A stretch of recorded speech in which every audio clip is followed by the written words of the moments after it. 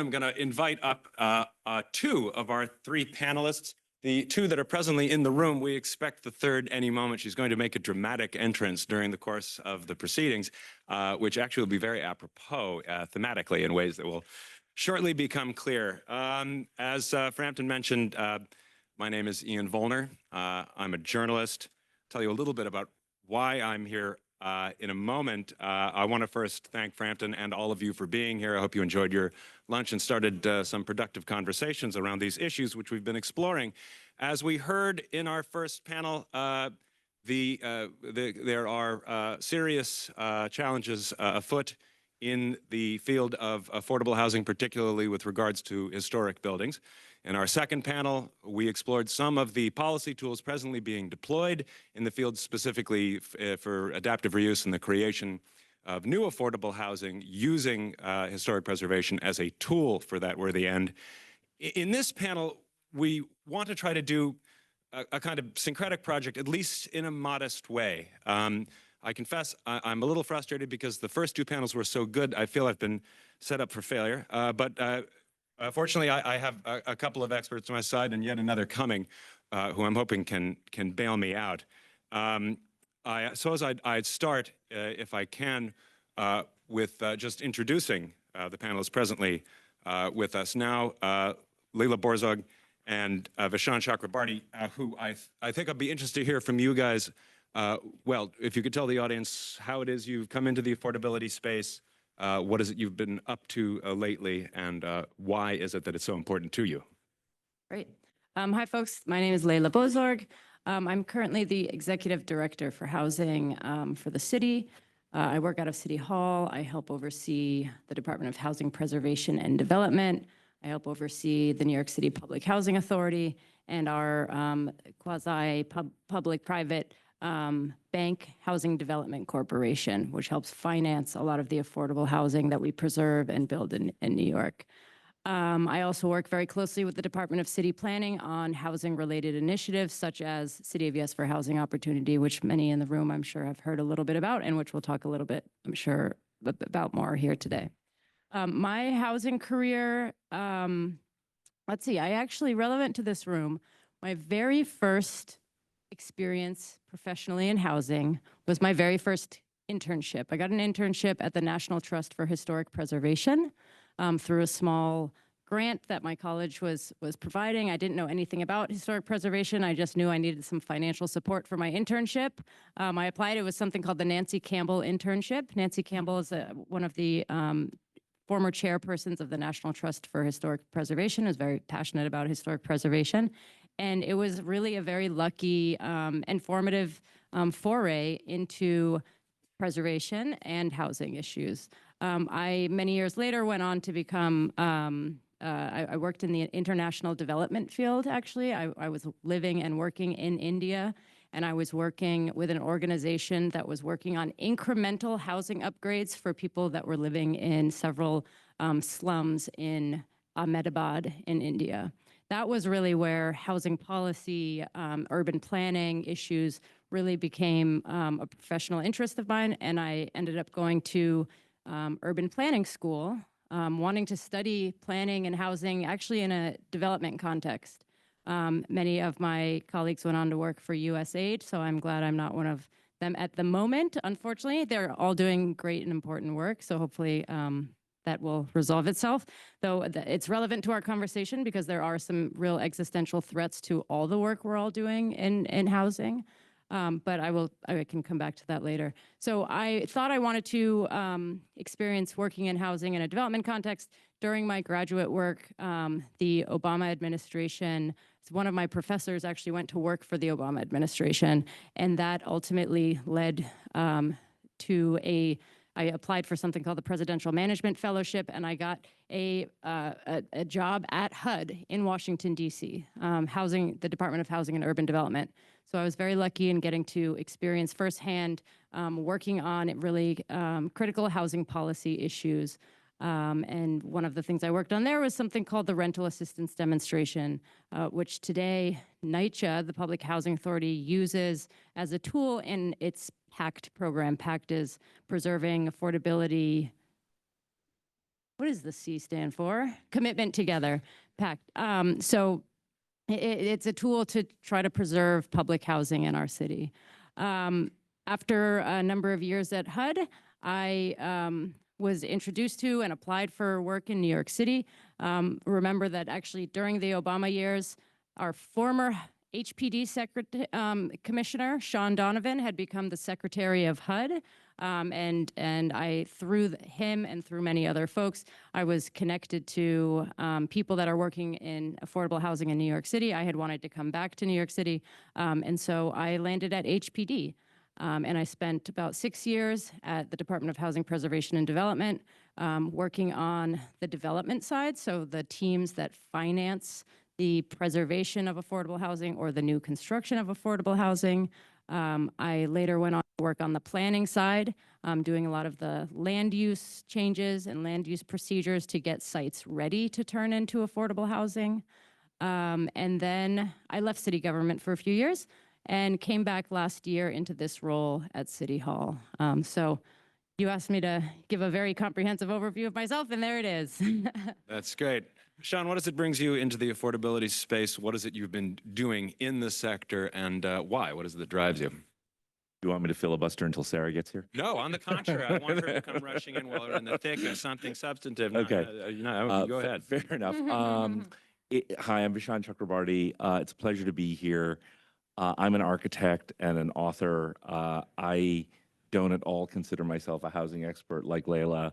I live in housing. I bet some of you live in housing. But I'm not sure that qualifies me as an expert. No, I think the through line in a lot of our work in practice and in writing and advocacy is trying to have a more both and or all of the above attitude towards like traditional tensions between the new and the old. So in our work at Domino, the stuff we're trying to do at Penn Station, and a large affordable housing project that we're designing out in East New York, I don't really think the binaries that we had during the 20th century, in terms of the fights we had, are really all of that valuable right now. And I think we have to think past those binaries, and I think we can talk about that more during the panel. And so I know a lot of this panel will be about preserving existing affordable housing. I do not think new affordable housing is somehow the enemy of preserving existing affordable housing. And I think we need both, again, in an all of the above strategy. I think part of why I'm here is about a year and a half ago, our office did a major kind of visualization with the New York Times that I think some of you received digitally, about how to add over 500,000 units of new housing to New York City, near transit, outside of flood zones, and in a means that would work with the neighborhood character of our cities, work with our landmark districts, and so forth. And so I think, yeah, a lot of the work we do is really about weaving the new and the old and bringing history forward into the future. That's great. Thank you.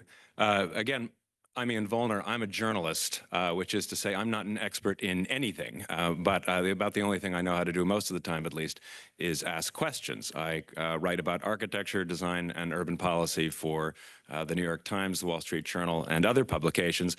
The reason that I'm here is because, as it happens, I live in a historic district, the Grand Concourse Historic District in the South Bronx, which is among the few historic districts in the city that has an extraordinarily high concentration of rent-stabilized apartments. So these problems are very near and dear to my heart. My interest in them first led me to speak with Frampton, and those conversations evolved to bring us here today. And here to this present panel, which in some sense is the one with the broadest conceptual remit. We will try to allow it to be as adventurous as possible while still keeping ourselves tethered to the earth. We wish to connect some of the dots between the problems in the affordability spaces that already exist, the tools for historic preservation, to see how historic preservation could be made a vehicle for affordability and vice versa, while still maintaining the momentum in the development of new affordable housing, a very heady goal for one brief panel in which we are still one short. But the exciting news, right on cue, as if I summoned her from the ether, The reason that it is so thrilling that that Sara is joining us in this very, very dramatic way is that Sara Bronin, I believe, is coming either from or to Washington, or actually both. Is that right? With our very heady remit, we wish to explore the issues presently happening at the national level and the broader policy climate. So it's very apropos. And with that, I think, Sara, if you've had a moment to catch your breath there, I'd like to give you the opportunity now to introduce yourself.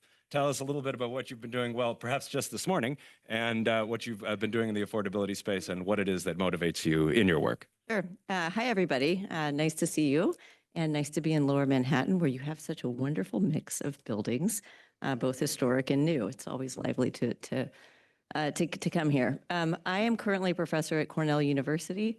For the last 2 years, though, I led the Federal Historic Preservation Agency as the Senate confirmed chair and President Biden's nominee, I guess, choice. And that was a really interesting experience, one which I tried to use to raise awareness of the links that preservation and housing already have, and the opportunities that preservationists have to be more vocal advocates for housing. So among other things, we adopted a housing and historic preservation policy statement that addresses many of the issues that you talked about today. We also held 3 housing and historic preservation roundtables. I see a couple familiar faces, folks who might have come to the NYC roundtable. We did one in Los Angeles and another one in Washington, D.C. And again, in those contexts, as I'm very grateful the Historic Districts Council is doing here, we tried to convene like-minded people, forward-thinking people, and others, people who might be more skeptical, to try to scope out exactly where preservationists can start to lead in this space, because we've always led, actually, in creating new housing and being creative and flexible in our architectural solutions. So I'm really looking forward to this conversation today, and I think that's what you wanted me to focus on, right? I think that's terrific. Okay. Yeah, we can get it rolling now. Very much apropos. We want to think creatively here, think beyond binaries, as Vishaan put it. But before we can do so, I think we are obligated to confront just how challenging the present circumstances really are. The national political climate has put a serious damper on what may be considered the realm of the possible in the affordable housing sector broadly, and perhaps as well in terms of what can be done to make historic preservation a part of the affordability solution. Leila, my first question for you. In your role with the city, what does the situation look like on the ground right now? How grim, if you dare, kind of give it a kind of 1 to 10 rating, and what kind of fail-safes and alternative resources are available to the city in order to maintain our affordable housing system, perhaps enhance it with regards to the historic preservation aspect? That's a big question. That's what we're here for. Okay, Sorry. great. No, I love it. So I want to start actually with something more positive, even though the reality, we cannot overstate the severity of our housing crisis. There's no question. Caitlin hit on it in the first panel. We talk about it in the shape of this number, a 1.4% rental vacancy rate. The human experience and the human cost of that is very, very real. We had 120,000 of our neighbors sleeping in shelters last night. 146,000 children have experienced homelessness at some point in the last school year. That obviously has a lot of impacts on how a child grows over time and their learning capacity and security and their path towards economic security. So there are real severe human consequences to our housing shortage. And that's not just about going out and having a hard time finding a home. It's about the stability for one's family and for one's community. So we, unrelated to the federal government or the federal environment, there is a very grim situation in New York that our housing crisis has only gotten worse and more severe. On the positive side, I will say, because as someone who's been working in affordable housing for many years in New York, I do feel that an important part of our narrative has shifted. And I do think, importantly, as Vishaan was hitting on, as Sara was hitting on, we have started, I think, to really move away from these either-or parts of the conversation and move away from these really dangerous and unhelpful dichotomies. Should we preserve or should we build? Should we do tenant-based vouchers or project-based vouchers?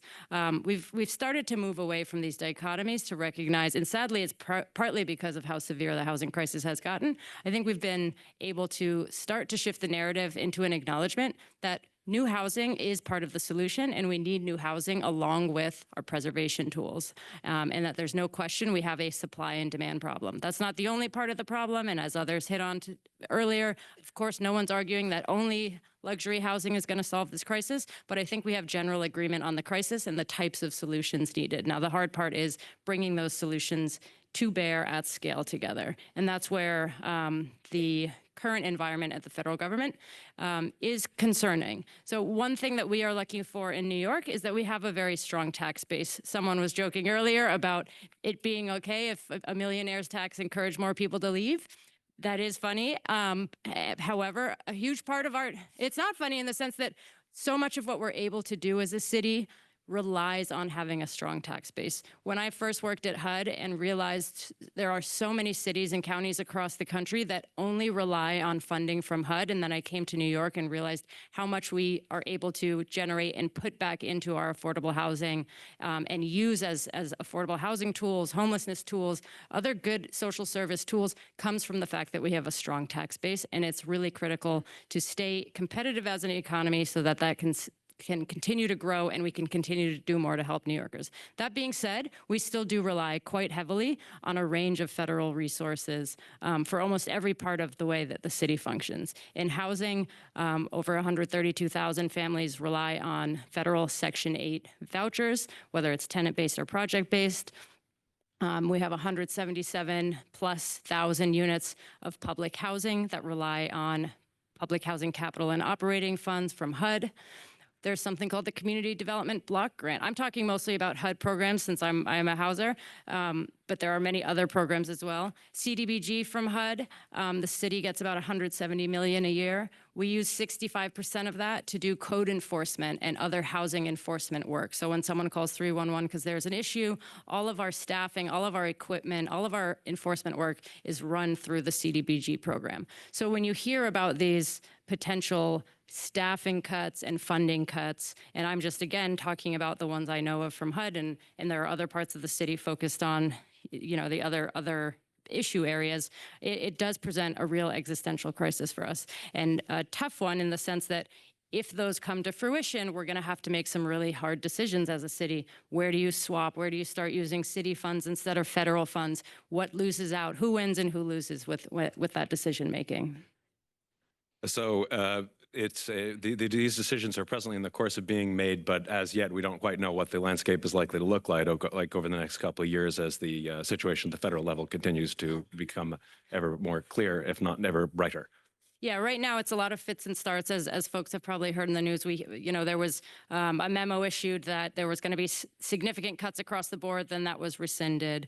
We know currently we got a memo recently about emergency housing vouchers that funding is going to stop about 4 years earlier than we expected it to stop. But then they said, well, maybe not. It depends. You might have it for the full extent of what you said. So there's just a lot of uncertainty. The tariffs, I think someone raised this, Jenna raised it on the last panel, that's going to impact the cost of building in New York, which I agree has become really outsized. That's going to hamper what we're able to do in the housing space. So some of it is known and some of it is just a complete environment of uncertainty, which in real estate and housing is the last thing you want. We all operate on some level of certainty. The whole entire housing finance market actually operates on some level of certainty.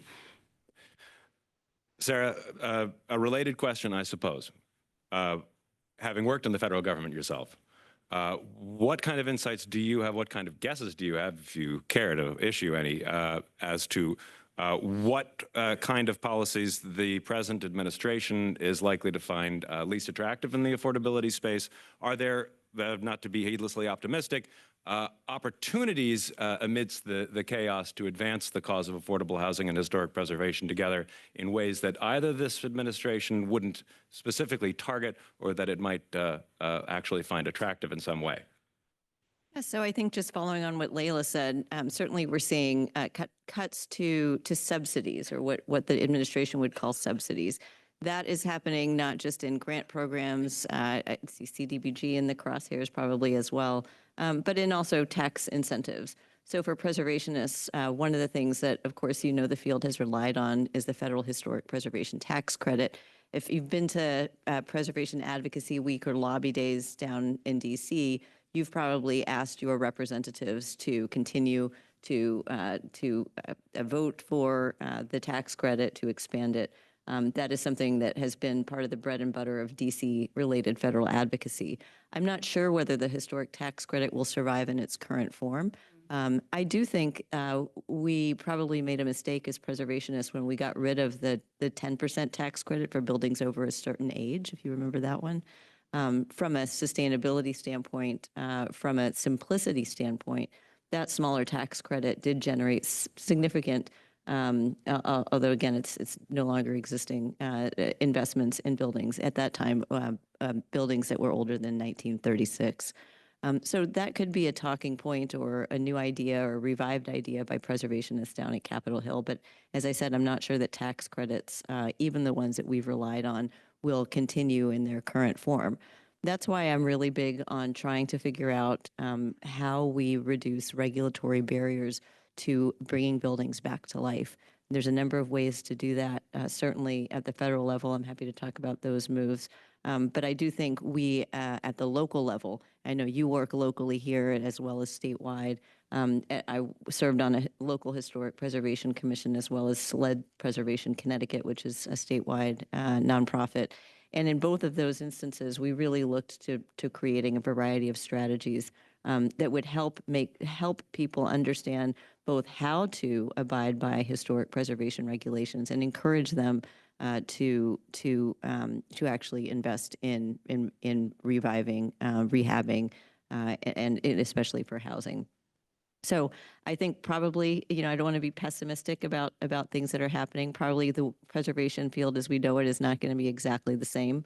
The executive orders on history this week have been particularly interesting. I guess I'll just say maybe one ray of light is that this administration is interested in, at least to some extent, tackling regulatory reform and efficiency. They're not necessarily doing it in the way that I think some in this room might wish to do that. They're not doing it with much precision, but that could be an opportunity.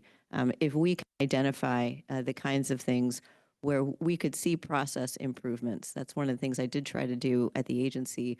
We oversaw the Section 106 review process, which governs any dollar that's built and reviews those dollars and how they're spent. Any dollar and any project that's built by the federal government. So that are the review process required for agencies to take into account the impacts of their projects on historic properties. So happy to talk a little bit more about that maybe later, but so I think there are some opportunities to deal with some of these issues. Vishaan, again, with regards to a general assessment, to trying to connect the dots between the different portions of the affordability field, what is the outlook now in terms of affordable development? What kind of a mood are architects like yourself in who are involved in that space? And are there any unforeseen opportunities? As you mentioned, you, of course, conducted a very far-ranging survey on behalf of the New York Times for affordable development that left historic properties and historic districts quite as they were. Perhaps you can speak about, well, what the prospects for such a broad-ranging plan are in the current climate. Yeah, well, architects are always in bad moods, so I don't think that is much of a bellwether of anything. But I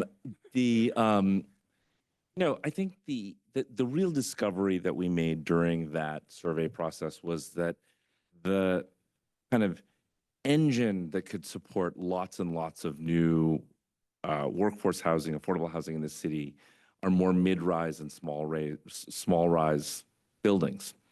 That New York is absolutely terrible at building. We have a development industry that's very, very focused on large-scale projects. That is in large measure because we have land costs that are very high. So once a construction project begins, they want to maximize how much housing they can build on it. Even our regulatory systems, except for I think what the city did with City of Yes, which I think was a big step forward in terms of this, was still largely kind of geared towards like, you know, big development and big regulation, trying to like kind of balance each other out. Another reason that mid-rise and small-rise construction is difficult, construction costs are so high. Obviously, the tariffs are going to make that situation much, much worse. You know, and financing costs are high because interest rates are high because of inflation. So that is a kind of perfect storm for getting very little housing. I think the best thing we can do in an effort to be more optimistic in terms of answering, I agree. I think maybe there could be some regulatory reform that, you know, obviously they're dealing with everything with a chainsaw instead of a scalpel, and so that's a problem. But to me, forward-looking government in blue cities and blue states should get ahead of this, right? And really try to understand where we can reform regulation. I was talking about that project in East New York. This is 2,200 units of all affordable housing that we had community buy-in for in East New York within the first 12 to 18 months that the project was proposed. It's going to be 9 years between when the project was first conceived and the first family lives in the first affordable housing project. And as I've said on a couple of panels I've been on lately, that is not Donald Trump's fault. That is our fault, right? And that is because of the ridiculous regulatory hurdles that we put in front of construction. And so this isn't, again, getting away from the binaries of the 20th century. It's not about regulation versus deregulation. It's about smart regulation that's measured by whether it's giving us the results we want, not just stopping things from happening, right? And I think that is the fundamental sea change that we need to think about adopting in a period where we're going to have a federal government that's maybe going to look to give us federal money or federal support more based on whether we're adopting those kinds of reforms. And so I think, and look, I'm just trying to be optimistic here in the face of some pretty tough circumstances, but I think that's a place we could go and look to see if we could create some cooperation and really deal with what is a very difficult situation in terms of new housing construction, at least. In that spirit of trying to do what we may be able to do with the tools we have, obviously we have spoken about some of the tools already at hand in the earlier panels, especially the historic tax credit system. And Sara, I'm very eager to hear some of the work that you've done in that field specifically in a moment. But first, having brought up Vishaan's plan and the idea of trying to move beyond binaries, there is one tool I've always been curious about. And Leila, this question is for you. Could you tell me a little bit about the transferable development rights system? To what degree that's been deployed for the purpose of affordable housing? To what degree it's been or could be deployed by existing historic housing? I guess you might begin by explaining precisely what it is, which I suspect you'll be able to do better than I will. Yeah, so transferring development rights is about if you're an existing building. And why don't we actually talk specifically about landmark buildings for the moment? Please. Because there's been a specific change in City of Yes that's relevant to this conversation. So landmark TDRs, landmark transfer of development rights, allows a landmark building to essentially sell its unused development rights. So let's say it's a 3-story building, it wants to preserve itself or put money into preserving the building. It has enough floor area in the zoning to build much denser or higher. It can sell what it has not used to, and I'll talk about the old version versus the new version. Historically, you've been able to sell those development rights to an adjacent property or something directly across the street. The receiving site, you have to use the funds to preserve your building, and then the receiving site can use those development rights. And there's some, regulations around what they can do with those development rights within the context of the zoning, the neighborhood zoning. With City of Yes, and I should say, it's a very great idea. It hasn't been used very widely in the 50 or so years that it's existed because of both the kind of regulatory review procedure around it is very long and bureaucratic. It requires a special permit.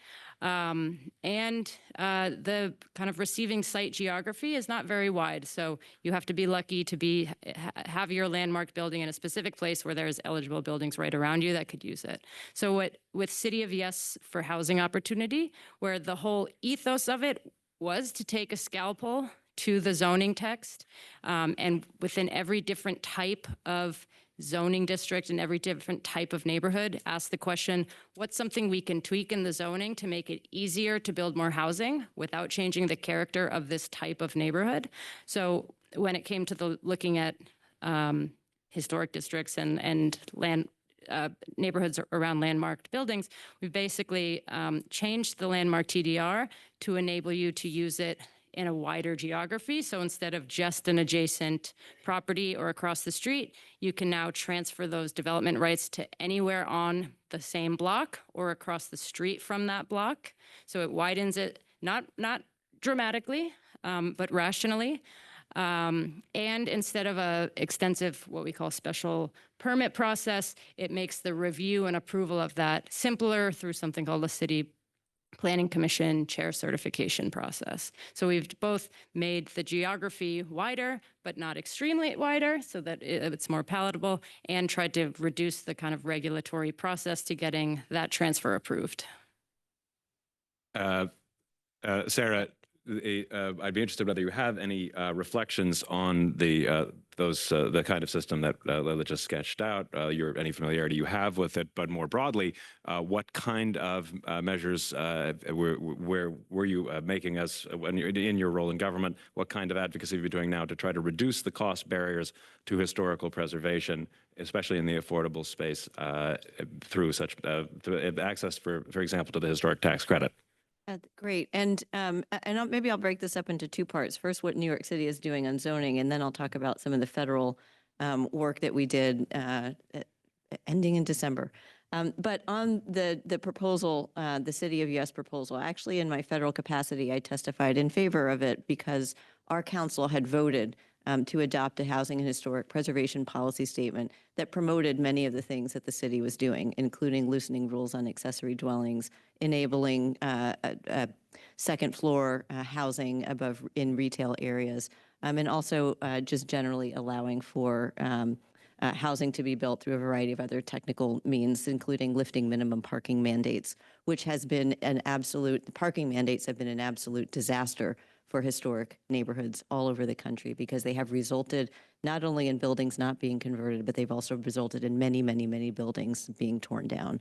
So the city should have, so my critiques of City of Yes, great that it was considered, everything can always be tweaked.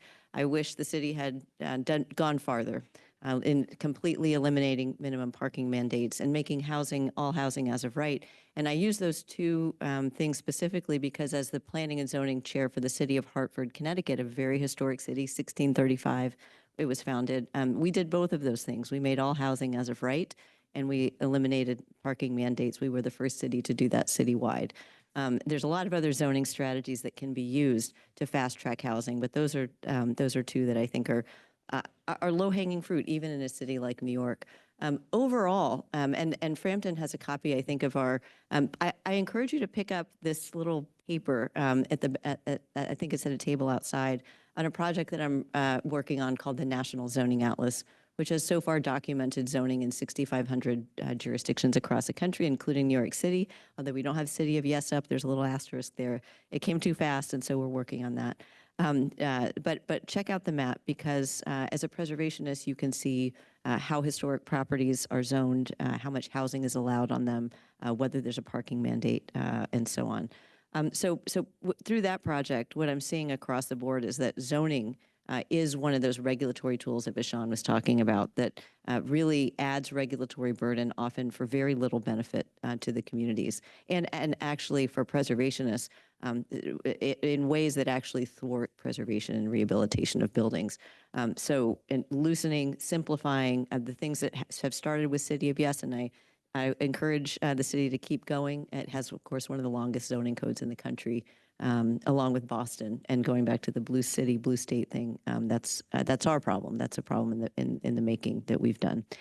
Just moving to the federal side, one of the things that I'm proudest of in my just 2 years at the agency, it took forever to get confirmed, was the adoption of multiple statements of policy by the council, including the housing, including a climate change statement, an indigenous knowledge policy statement, and another on burial sites, human remains, and funerary objects. But the first two really speak to, I think, the interest of people in this room in moving preservation forward. I think in broadly sustainable ways. Preservation itself is sustainable, we know, but you know, to really put a lot more details on that.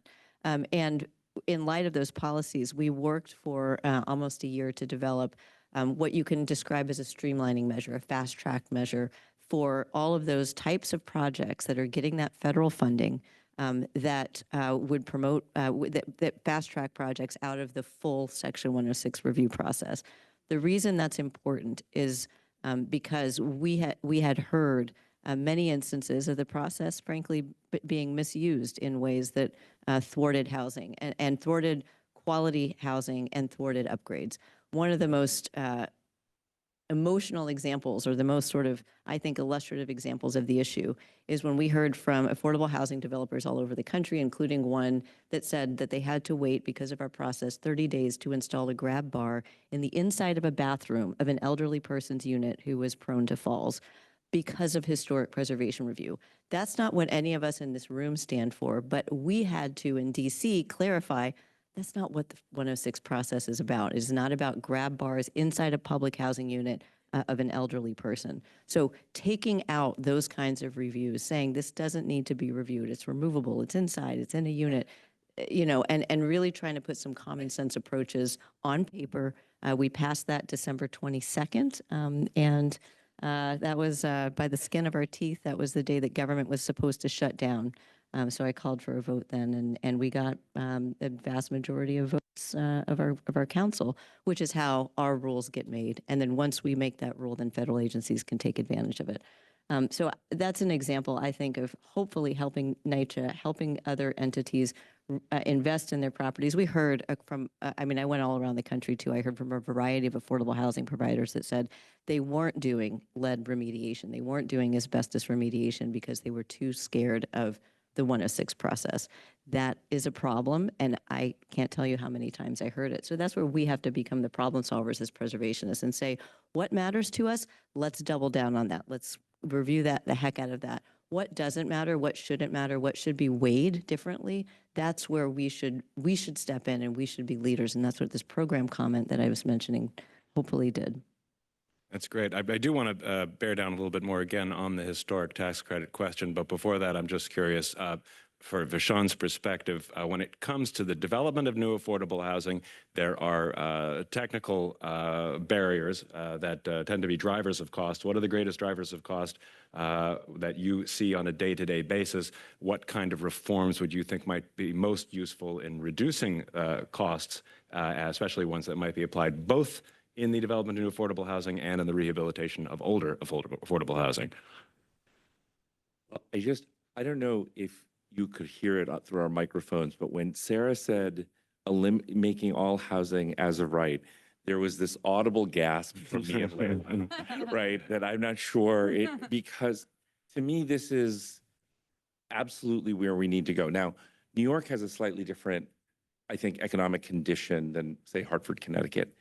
And so I'm not sure that that means that every single housing project should be as of right, but I think the vast majority of them should. Certainly anything that checks the boxes, sort of middle-class workforce housing that's mid-rise. Someone wants to build a 60-unit building near a subway stop in Brooklyn or Queens, we should just issue them a building permit. You know, because, see, let's get to the 800-pound gorilla in the room about that. everyone's going to think that when I say that, that's like I'm being a shill for a developer. Here's the reality. What's absolutely helping the huge developers and the billionaires are all these regulations, because they're the only ones who can afford the lobbyists and the lawyers to get through the regulatory structure that everyone's put in front of them.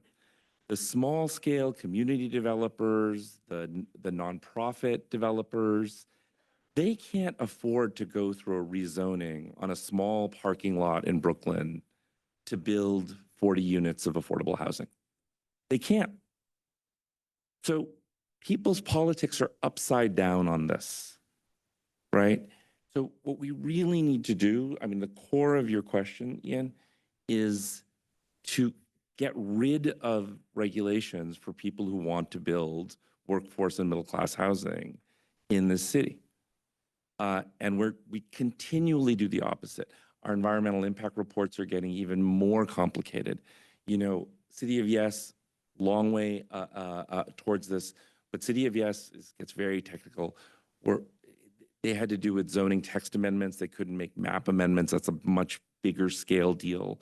We might need state override in order to achieve some of what Sara just said that she was able to do in Connecticut here. And I just want to go back, getting out of the technicalities, zoom back to the why. And it has to do with something that Leila kind of quipped about, this idea that anyone would want any New Yorker to leave, rich or poor, which I find to be an abominable statement. We, in the late 90s, had a population of some 7 million people, right? So around when 9/11 happened, right, we were just above 7 million people. I was Manhattan planning director at the time. The city's budget was about $43 billion. We are now a city of 8.5 million people, and the city passed a budget last year of 120 billion. So we've tripled the budget, right, on the back of the growth of essentially 1.2 million people in that time frame. Because as former Deputy Mayor Dan Doctoroff always talks about as the kind of virtuous cycle, those new people generate the new companies, the new jobs, the new hard work that we need to support elderly people and parks and new affordable housing and our school system.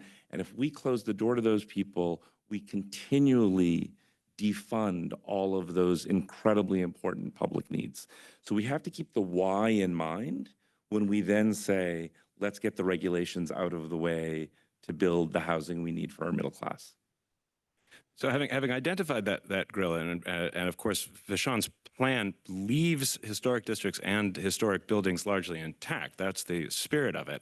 I put it to both Sara and to Leila, is the kind of serious regulatory reform that Vishaan is speaking about, does it indeed square with the cause of historic preservation, and what kind of tools don't we have that could allow it to square? We've talked about a couple of them. How can the generation of new housing potentially be a mechanism to drive historic preservation for existing affordable housing? Why don't you go ahead first? I'll go after you. Yeah. Sure. So I think historic preservation and housing have to go hand in hand. It cannot be that historic districts and historic places are exempt from opportunities to change and opportunities for people to live there. My special assistant at the agency lives in New York, and he wrote a thesis about how many of the buildings in New York City's historic districts have been consolidated. The Brooke Shields problem, the building that was 8 units of housing has become 1 because she's the only type of person that is allowed to live in historic districts, at least both perceptually, but also because of some of these issues that we've been talking about. So I do think, again, that, I mean, I'm not saying let's tear down Greenwich Village to build giant apartment buildings. I am a preservationist through and through. I have an 1865 brownstone that I restored top to bottom. This is what I do. I love it. I think we should exalt and protect historic buildings. What happens inside those buildings, though, I think we need to loosen our thinking about that a little bit more as preservationists. That means not running to zoning boards, this is a national issue, not saying, well, you have to exempt historic districts. I think our question should be, how do we embrace what we need to embrace, which is the basic value that humans need housing, that many of our neighbors, not just in New York City, again, all over the country, don't have access to housing because we are not making housing. And are we actually doing a service to our historic districts by making them this sort of this enclave for elites only? That has to come from preservationists. It has to be preservationists that are going to City Hall and saying, not in my backyard, yes, in my backyard, and here's how. Like, let's do accessory dwelling units in historic districts. Let's put them here and here, and like, let's have a pattern book. Let's have form-based codes. Let's develop internally our menu, our choices. But let's not be, the folks that go in and say you got to create exceptions for historic districts. That's where I think our movement from within really needs to start being much more creative, which we are. I know we are, and I think that's where I would toss it over to Leila. Yeah, I think it's really just about trying to have and enable a much more nuanced conversation than we've been able to have within the context of historic districts. I mean, I think we tried to a little bit with City of Yes, and the short answer is yes, it has to. The idea that we have to be able to accommodate our growth as a city and still protect historic districts, historic landmarks, these things can go hand in hand. Nothing can stay exactly as it is. And I think what is the right balance and the right solution and the right nuance, we haven't gotten there yet. I think, just the example of accessory dwelling units, probably from some advocacy of many folks in this room, historic districts were carved out of being able in New York to provide accessory dwelling units. So that was left off the table, unfortunately. And I think we have to be able to start having a little bit more of a nuanced conversation of if it's important to preserve and where. What's the balance? How can you contribute? This idea that these neighborhoods have no responsibility to contribute to the broader housing solution for our neighbors, that can't be the answer. But it doesn't have to be that we destroy that the alternative is just to destroy historic preservation and historic districts. So I feel like we have a lot of work to do together, and I think there's a lot of partners willing and wanting to do that work together. Thank you so much. At this moment, I think it's about time we open it up to Q&A from the audience. We have a lot of provocative ideas in circulation here, and I dare each and every one of you to up the ante. Let's see, the gentleman in the back. Thank you all. Very interesting comments. Looking at preservation beyond historic districts, most of you will remember the Hotel Pennsylvania fiasco. We, in the preservation community, and probably many of you, were astonished to see the city throw away an extraordinary opportunity to adaptively reuse that hotel as housing, potentially affordable housing, next to an extraordinary transportation hub, et cetera. How do you see that lost opportunity as something that we could prevent in the future, taking note out on the table that HDC has among our 6 to celebrate the Penn Station neighborhood, which includes many wonderful old buildings that are not protected by the Landmarks Commission? I am struggling to remember all the details of why that conversion didn't come to fruition. But I think the larger point of needing to enable more conversions. I mean, those are things that we have taken steps to do as a city, both office to residential, but also through City of Yes, enabling other types of conversions, both by changing the date of building eligibility, the geography of existing building eligibility, as well as the type of building. So and I think this related to why that project didn't work, though I admit I don't remember. The economics of these conversions are very challenging today, but these are new tools we've just started to introduce and develop. At the state, we also got approval for a tax incentive, at least for conversions, to provide tax incentives where in return we get affordability out of those conversions.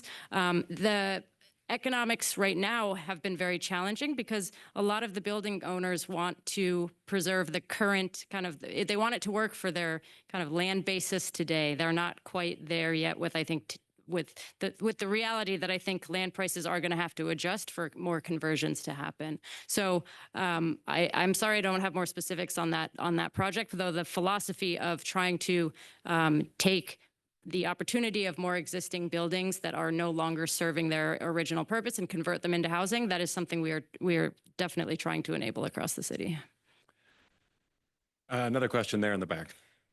Yes, thank you very much. Sara just said something that I think was very provocative. You used the word form-based housing, which is something that I've been trying to sort of get people interested in, because the housing which is based on, say, TDRs and essentially FAR is really not conceived based on the form of the city. So it gives us a city that's very unpredictable. So I was curious to hear Sarah's thoughts about that and Vishaan's thoughts as an architect, what form-based housing could do, how it would be better or maybe better than Sure, the I mean- housing currently have. Yeah, and I'll put on my architect hat too, and just say that I think that the easy way to explain form-based codes is basically it's a menu of types of buildings, and usually a form-based code will put a picture of the type of building that's allowed, give that building type a name, and then that's sort of what's allowed in the district. And you can, in Hartford, we have 17 building types, and each of these are allowed in different formations in the 20 or so zoning districts that we have. But I think your broader, you talk about FAR. I have no idea why any zoning code has an FAR. It has no value whatsoever. It doesn't tell you what you're going to get built. It doesn't tell you how it will be configured on the lot. It doesn't say anything about how the building will relate to the streetscape and the pedestrianscape. I think we should just get rid of FARs everywhere. That's just a really dumb way to regulate. No offense. I know you didn't do that. Sure. But a form-based code will say, build it out to the street, include a porch, have a pitched roof. You know, again, a lot of the things that the preservationists look for, and trying to identify compatible building types. It's a little bit boring for architects, I'll just say that. But it does the job of fast-tracking projects. So in Hartford, we adopted a form-based code. It's online. If anybody wants to look at it. And that's how we were able to assure the community, you don't need to come to a public hearing for this building because it's already here. Here's kind of where it's going to look like between this number of stories and this number of stories, this amount of glazing and whatever. I do want to, I'm sorry, that the zoning atlas, I think, is a really good tool that's documenting all of these, what I've called zoning by 1,000 cuts, that kind of constrains and changes development. It's online at zoningatlas.org. I would encourage you to take a look at that. It has building heights and some other things on there as well. So in the spirit of having a, can I, because I got the question as well, in the spirit of having a little frisson, a little, spice to those sandwiches so we can disagree on something. Yeah, as a practitioner, I really don't want to be told that this new housing project has to have a pitched roof and a porch and a, this isn't Seaside, Florida. Because like in New York, look, imagine if we had this, the Empire State Building never would have gotten built. The Chrysler Building never would have gotten built. The Hearst Building never would have gotten built. The Guggenheim wouldn't have gotten built. We have to have room for innovation. I'm not arguing for the current code. I'm just saying that we can't have this, to me, because what I also imagine then is that everyone's going to say, well, everything has to be the same scale in a certain scale neighborhood. Like if you're a tall person, you only have tall friends. If you're a short person, you only have short friends, right? It's kind of, things like that actually kind of terrify me. The other thing we need to understand is, when you look at the density of like neighborhoods people love, like West Village or Bed-Stuy, that density isn't legal by today's codes. We can't have 7-story walk-ups.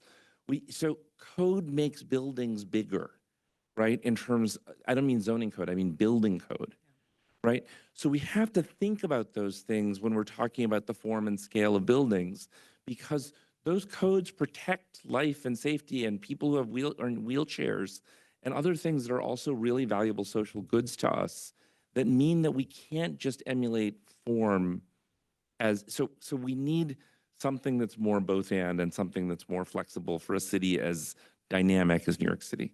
I guess we have time for one or two more, Frampton? Two more. Yes, sir.